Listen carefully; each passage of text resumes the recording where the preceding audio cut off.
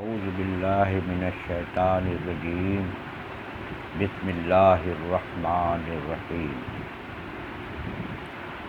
محترم بزرگوں و بھائیوں و بہنوں و معزز سامعین، آج میں آپ کے سامنے سورہ القدر کی تفسیر بیان کروں گا۔ نحمدہ و نصلی علی رسولہ الکریم وعلی آلہ واصحابہ اجمعین۔ رب اشرح لی صدری ویسر لی امری واحلل عقدۃ من لسانی یفقہوا قولی۔ اعوذ باللہ من الشیطان الرجیم، بسم اللہ الرحمن الرحیم۔ انا انزلناہ فی لیلۃ القدر وما ادراک ما لیلۃ القدر۔ لیلۃ القدر خیر من الف شہر، تنزل الملائکۃ والروح فیہا بإذن ربہم من کل امر، سلام ہی حتی مطلع الفجر۔ یہ ایک مختصر سی سورہ ہے، لیکن اس سورے میں انسانوں کے لیے ایک ایسی بشارت دی گئی ہے، ایک ایسی خوشخبری دی گئی ہے کہ اگر وہ جان لے کہ اس رات کی کیا اہمیت ہے اور اس سورے میں کیا بات بتائی گئی ہے، تو آپ کو پتہ چلے گا کہ کتنی بابرکت والی رات ہے جو اللہ نے ہمیں امت مسلمہ میں یہ دیا ہے۔ اللہ تعالیٰ نے کچھ اوقات کو دوسرے وقتوں پر فضیلت بخشی ہے۔ مثلاً رمضان کا مہینہ تمام مہینوں سے عظمت والا مہینہ کہلاتا ہے۔ دنوں میں جمعہ کے دن کی فضیلت ہے۔ اس کا مطلب یہ ہوتا ہے کہ یوں تو عبادت اور نیکی کے کام جب بھی کیے جائیں اللہ تعالیٰ ان کا بدلہ بڑھ چڑھ کر دیتا ہے، لیکن بعض اوقات کو اس نے اپنے فضل و کرم سے زیادہ بدلہ دینے کا خاص کر لیا ہے۔ چنانچہ راتوں میں شب قدر کو اس نے بڑی فضیلت عطا فرمائی ہے، جیسا کہ اس سورے میں اللہ تبارک و تعالیٰ نے ارشاد فرمایا ہے کہ یہ رات اپنی بزرگی کے اعتبار سے دوسرے 1000 مہینوں سے بھی زیادہ ہے۔ اس کا مطلب یہ ہے کہ عبادت اور نیکی کے جو کام بندہ اس رات میں انجام دے گا، اللہ تعالیٰ اسے اس کا بدلہ 1000 مہینوں کے برابر دے گا۔ اس سورے کا ترجمہ اس طرح ہے: انا انزلناہ فی لیلۃ القدر، ہم نے اس قرآن کو شب قدر میں نازل کیا۔ وما ادراک ما لیلۃ القدر، اور تم کیا جانو کہ شب قدر کیا ہے۔ لیلۃ القدر خیر من الف شہر، شب قدر جو ہے 1000 مہینوں سے بہتر ہے۔ تنزل الملائکۃ والروح فیہا بإذن ربہم من کل امر، اس میں فرشتے اور روح الامین اپنے رب کے حکم سے ہر ایک کام کے انتظام کے لیے اترتے ہیں۔ سلام ہی حتی مطلع الفجر، سلامتی ہی سلامتی ہے یہاں تک کہ صبح ہو جائے۔ ہر بندے کی خواہش ہوتی ہے کہ وہ اپنے آقا کی عبادت کے لیے زیادہ سے زیادہ وقت پائے اور اس کے اعتبار سے زیادہ انعام کا مستحق بنے، لیکن ظاہر ہے کہ انسان کی عمر بہت محدود ہے اور اس کے ساتھ بھی بہت سی ایسی رکاوٹیں لگی ہوئی ہیں جن کی وجہ سے اپنی خواہش کے باوجود عبادت کے لیے زیادہ وقت نہیں دے سکتا۔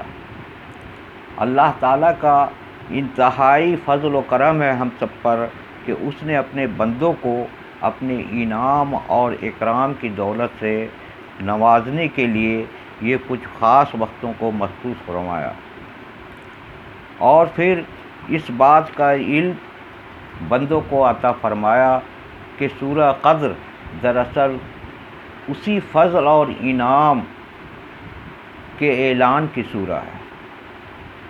اس میں پہلے تو یہ بتایا گیا ہے کہ یہ رات کیسی عظمت اور بزرگی والی رات ہے، پھر یہ بتایا گیا ہے کہ اس رات میں اللہ تعالیٰ نے اپنے بندوں کو کس حساب سے اجر عطا فرمائے گا۔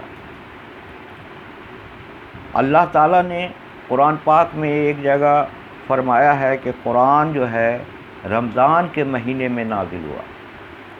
یہ بات روایات سے بھی ثابت ہے، جس کا تذکرہ اس سے پہلی سورہ میں آ چکا ہے۔ اس سورہ میں سب سے پہلے یہ ارشاد فرمایا کہ ہم نے قرآن کو شب قدر میں نازل کیا۔ اس طرح یہ بات معلوم ہو گئی کہ یہ عظمت و برکت والی رات جس کا ذکر اس سورہ میں کیا گیا ہے، رمضان کے مہینے کی کوئی ایک رات ہے۔ احادیث سے یہ ثابت ہوتا ہے کہ رمضان کے آخری عشرے میں جو کوئی طاق رات ہے، یعنی 21 کی رات، 23 کی رات، 25 کی رات، 27 یا 29 کی رمضان کی راتوں میں سے کوئی ایک رات ہے۔ اس رات کو اللہ تبارک و تعالیٰ نے زیادہ ثواب دینے کے لیے مخصوص فرمایا ہے، اور اس خصوصیت کا اندازہ لگانے کے لیے ارشاد فرمایا ہے کہ یہ 1000 مہینوں سے بھی زیادہ بہتر ہے۔ یعنی اس رات میں جو عبادت اور نیکی کے کام کیے جائیں گے، اس کا بدلہ اللہ تعالیٰ 30,000 گنا یا اس سے بھی زیادہ عطا فرمائے گا۔ قرآن پاک میں رہتی دنیا تک تمام انسانیت کے لیے اللہ تبارک و تعالیٰ نے سب سے بڑی نعمت ہے۔ اس نعمت کے نازل کرنے کے لیے اللہ تبارک و تعالیٰ نے اسی بابرکت رات کو منتخب فرمایا۔ اس کی ایک خصوصیت یہ بھی بیان کی گئی ہے کہ اس رات میں فرشتے اور جبریل علیہ السلام اللہ تعالیٰ کے احکامات کے ساتھ نازل ہوتے ہیں، اور اس کے حکم اور اسی کے منشے کے مطابق تمام کاموں کو انجام دیتے ہیں جن پر انہوں نے ان کو مامور کر رکھا ہے۔ یہ رات مومنوں کے لیے سراپا اور امان اور سلامتی کی رات ہوتی ہے۔ ہر طرح کی خیر و برکت کا نزول ہوتا ہے۔ اللہ کے نیک بندوں کو بے انتہا سعادتوں سے نوازا جاتا ہے۔ امن، سلامتی اور فضل و کرم کی یہ بارش طلوع فجر تک ہوتی رہتی ہے۔ اس کی کیفیت کا صحیح اندازہ کوئی نہیں کر سکتا۔ بندہ مومن کے لیے سب سے بڑی سعادت یہی ہے کہ اسے اس مبارک گھڑیوں میں عبادت کی توفیق نصیب ہو جائے۔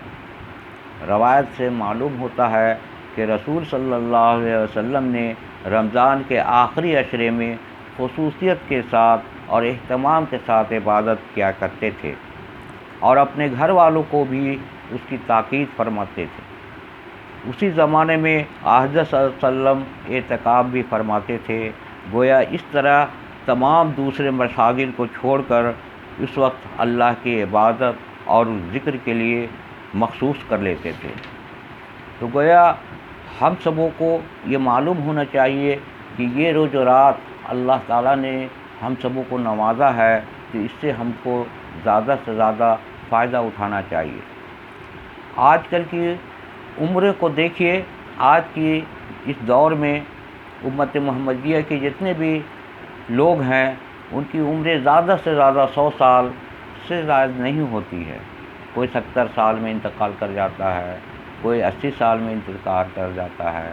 لیکن پہلے زمانے میں ہمارے جو انبیاء تھے، یا پہلے زمانے میں جو ہمارے اور دوسرے انبیاء بھیجے گئے، ان کی عمریں بہت لمبی ہوتی تھی، کوئی 1500 سال تک، تو کوئی 900 سال تک۔ تو گویا پہلے کے جتنے زمانے کے لوگ تھے، ان کی عمریں کافی لمبی ہوتی تھی۔ تو کسی صحابے نے ہمارے حضور سے دریافت کیا کہ اے اللہ کے رسول، ہم لوگوں کی عمریں اتنی کم ہیں، اور پہلے کے لوگ جن کی عمریں اتنی زیادہ ہوتی تھی، تو وہ تو ہم سے عبادت میں بہت بازی لے گئے اور ہم سے زیادہ عبادت کریں گے، اور ہماری عمریں تو مختصر ہیں، بہت سے بہت 100 سال اگر جئیں گے، اور پہلے کے لوگوں کو دیکھیں تو وہ زیادہ سے زیادہ 9 سال 800 سال تک جیا کرتے تھے۔ تو اللہ تبارک و تعالیٰ نے ہمارے حضور کو یہ رات کے بارے میں بتایا کہ اے نبی، تمہارے امت کے لیے ایک ایسی رات میں بھیج رہا ہوں کہ اگر تم اس میں عبادت کرو گے اور دل لگا کر اللہ کی رضا حاصل کرنا چاہو گے، اور یہ تمہیں رات جو ہے، یہ ایک رات جو ہے، یہ 1000 مہینوں سے بہتر ہوگا۔ یعنی اس ایک رات میں عبادت کریں گے تو 1000 مہینوں کی راتوں کا ثواب ملے گا۔ تو اب آپ مان لیں کہ اگر آپ کی عمر اگر 70 سال ہے یا 80 سال میں بھی اگر موت ہوتی ہے، تو جب سے آدمی ہوش سنبھالتا ہے، بالغ ہوتا ہے، تو اس وقت سے ہر سال اللہ تعالیٰ ہر بندے کو یہ ایک رات نصیب کرتے ہیں۔ یہ ہر رات، ہر سال ایک یہ رات ہر بندے کو دی جاتی ہے۔ اگر کوئی بندہ اس راتوں کو عبادت کر لیتا ہے تو وہ کتنا زیادہ نیکی حاصل کر لے گا، اور پہلے کے لوگوں سے، جو ہم سے پہلے انبیاء یا پہلے کے لوگ جس کی عمریں لمبی ہوتی تھی، اس سے بھی ہم سبقت حاصل کر لیں گے، ہم ان سے بھی نیکیوں میں آگے بڑھ جائیں گے۔ اللہ سے دعا ہے کہ اللہ تعالی ہمیں اور تمام لوگوں کو اس بابرکت مہینے میں، رمضان کے مہینے میں، اس شب قدر کی عبادت کرنا نہ بھولیں، اور اللہ تعالی ہم سبوں کو توفیق دے کہ ہم سبوں کی اعمال اچھے ہو جائیں اور جنت کے مستحق بنیں۔ وآخر دعوانا ان الحمد للہ رب العالمین۔ ویڈیو اچھا لگے تو اس کو سبسکرائب کر دیں تاکہ دوسری مرتبہ آپ اسے دیکھ سکیں۔ خدا حافظ۔